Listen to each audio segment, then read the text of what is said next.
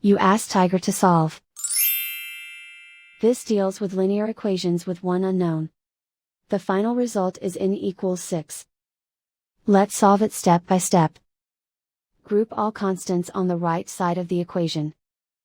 Subtract 6 from both sides. Group like terms. Simplify the arithmetic.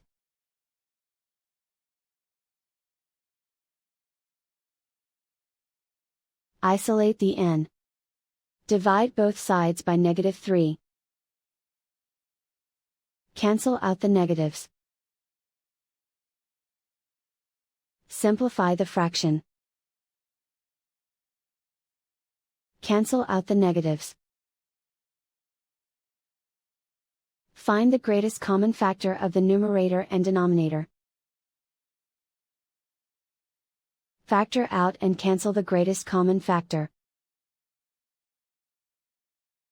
And so the final result is n equals 6.